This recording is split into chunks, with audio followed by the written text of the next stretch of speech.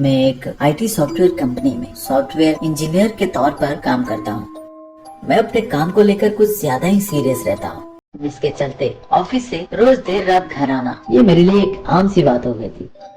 रोज की तरह उस दिन भी मैं ऑफिस से लेट वापस आ रहा था। दिन भर के काम से बहुत थका हुआ था मैं, इसलिए गाड़ी तेज चला रहा था ताकि जल्द से जल्द घर पहुंचकर थोड़ा आराम कर सकूं। घर के रास्ते एक सुनसान जगह पर एक औरत अचानक मेरी गाड़ी के सामने आई, जो हाथ हिलाकर मुझे गाड़ी रोकने को बोल रही थी। उसे अचानक मेरी गाड़ी के सामने आता देख मैंने जोर की ब्रेक लगाई और गुस्से में कहा, अरे मैडम मरना है क्या? एक्सीडेंट हो जाता तो? वो औरत मेरी गाड़ी के पास आई और बोली, मुझे बस आगे तक छोड़ देंगे?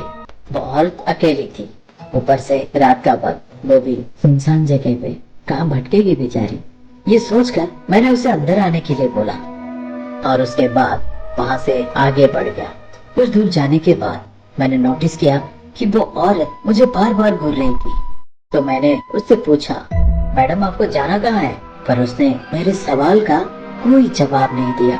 मेरे बार बार पूछने पर जब उसने कोई जवाब नहीं दिया तो मैंने अपनी गाड़ी साइड पे लगाई और पीछे मुड़ा तो मैंने देखा वो औरत गाड़ी में थी ही नहीं। ऐसा कैसे हो सकता है कि कोई चलती गाड़ी में से गायब हो जाए?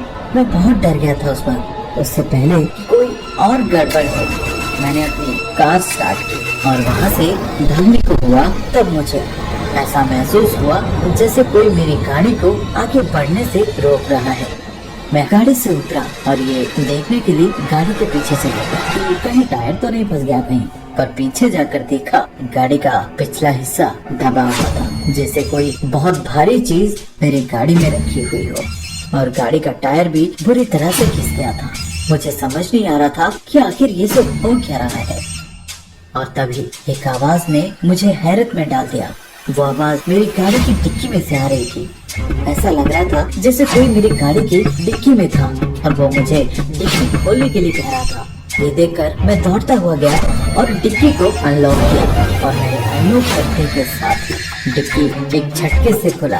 पर हैरानी की बात तो ये थी कि ना ही डिक्की में कुछ था और ना ही किसी को उसमें से निकलता हुआ मैंने देखा। और उसके साथ ही गाड़ी का पिछला हिस्सा जो थोड़ी देर पहले दबा हुआ था वो वापस से ठीक हो गया। ये देखकर मेरा खून जैसे जम गया था। ना मैं कुछ बोल पा रहा था, ना ही मैं चीख पा रहा था। मेरे मुंह से आवाज ही नहीं निकल रही थी। मैं बहुत डर गया था उस वक्त। मैं फौरन कार में गया और उसे स्टार्ट करने लगा। शुक्र है इंजन स्टार्ट हो गया और अब जब ड्राइव करने के लिए मैंने सामने की ओर देखा तो मुझे रोड के बीच एक औरत खड़ी थी, जिसका आधा चेहरा नहीं था। वो इतना भयानक दिख रही थी कि उसे देखकर भी किसी को हाथ पकड़ा जाए। मैंने ईश्वर का नाम लिया और तेजी से वहाँ से निकल गया। उसके बाद मुझे इतनी तेज बुखार हो गया था कि उसके चलते 3 दिन तक मैं घर में ही पड़ा रहा। और उस घटना ने मेरे दिल में एक ऐसा डर पैदा कर दिया था कि उस दिन के बाद मैं ऑफिस से कभी देर रात वापस नहीं आता।